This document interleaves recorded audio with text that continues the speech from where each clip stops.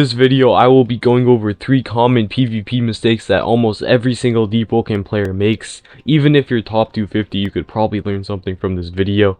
But before that, make sure to like and subscribe because I'm trying to hit 3,000 subscribers before March 30th, which is actually my birthday, guys. And join discord.gg/batslc for an epic giveaway. We're going to be doing a ton this month. So yeah, let's start the video up. Alright guys, the very first mistake of the video is something exceptionally obvious, but nobody ever talks about this, and that is actually playing passive. So back in verse 1, you could play super aggressive, and playing super aggressive was actually the meta. Like if you held S in verse 1, you would be typically less effective than somebody who is aggressive and actually jumps at people. And that's because people had lesser skill in verse 1. They didn't know how to parry as well, so just by rushing somebody and making them nervous and making them mess up on their parries, you could win. But in verse 2, I found random players in Deepwoken who are not known, they've never probably hit top 250, that are able to have like 3-minute, 4-minute parry trades against me. And that is insanely wild. And due to that, playing passive and actually holding the S key and waiting for your opponent to make mistakes while they're rushing at you, or making them do something predictable and fall for a feint or a counter or something, is a lot more effective than actually just being the aggressor and jumping around and hitting your opponent. And this is a good example of a passive player, I would say, is Sheep and Sheepskin. So like I fuck with Sheep, or I should not have sworn, frick. But basically I mess with Sheep. He is a really good player and a really good YouTuber, but something I've heard people call him, specifically on Take's move, is the passive king because of how passive he plays. And that is like a big factor of why he can also win a lot.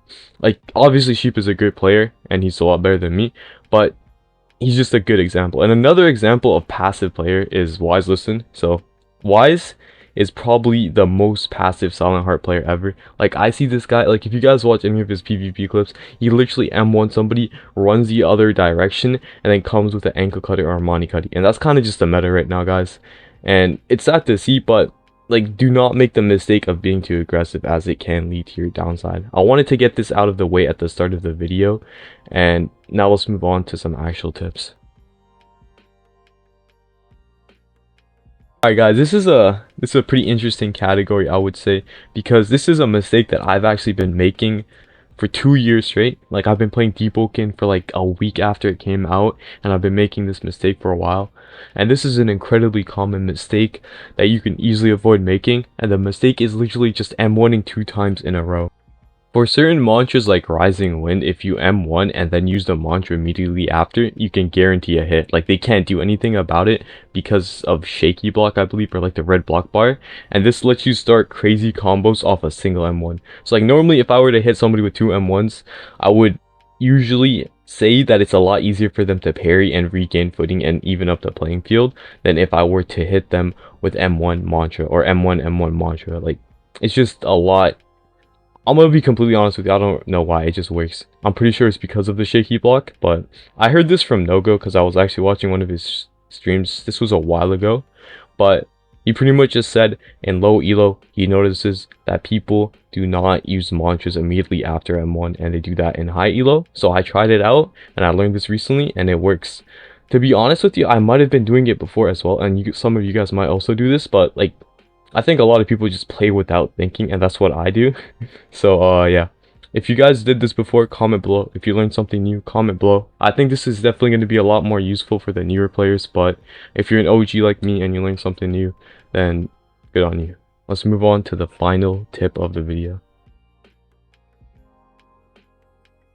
Feinting is a core mechanic of Deepwoken that everybody knows about. It's been around since the game dropped. The biggest issue with feinting is the M lag.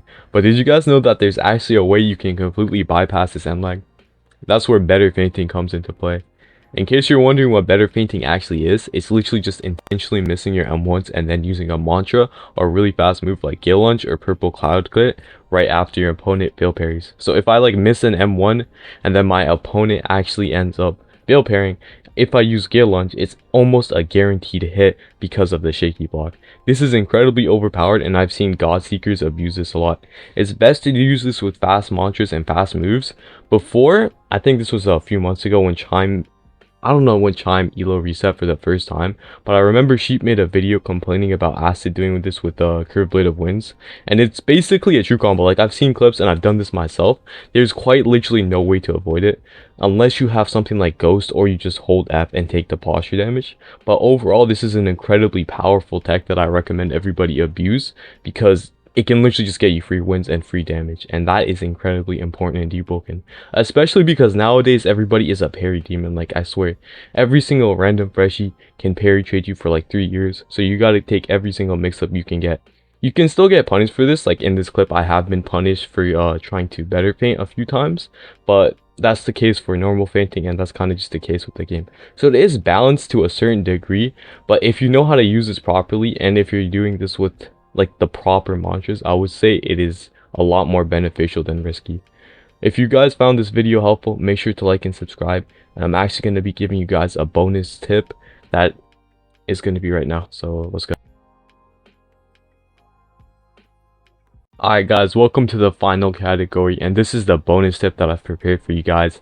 And the reason why I made this a bonus tip is because I feel like this is a very well-known thing in the community, but for those of you that do not know about this, I'm talking about delaying M1s. This is specifically effective with Fist, and as you guys can see here, I'm kind of moving my screen slightly in order to make my Fist M1 connect with my opponent slightly later. So there's two different ways you can delay M1. The way that I just explained to you, where you kind of move your screen around and it'll make them mess up on their parries. And you can also do this with other types of weapons, where you literally just parry, wait a second, and then hit. Be careful while you're doing this though, because this can get you quite easily punished by your opponent, and what happens after that is they're just going to end up combo you and getting a free hit off of you. So you can get predicted on this, but if you mix up your delay M1s and your fast M1s, you're going to end up being very unpredictable and hard to fight. Like, one of my friends, Storm, he actually climbed up to Godseeker using an Iron Thesis a long time ago. I think this was like back when verse 2 first dropped. He clipped some of the best Deepwoken players, no glaze.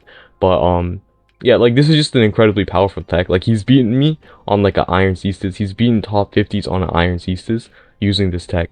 So it is very powerful. Do not sleep on it, and especially on Fist. Like, specifically on Fist, it's probably the best, and with just Krita and Purple Storm, or Purple Cloud. I don't know what it's called. But yeah, guys, this is the end of the video. Before I conclude the video, make sure to join discord.gg/batslc, and please, if you learned something new in this video, or if you enjoyed the video, make sure to like and subscribe, because I'm trying to hit 3,000 subscribers before my birthday, which is March 30. So please help me out. Like, subscribe. Hope you have an amazing day, and goodbye.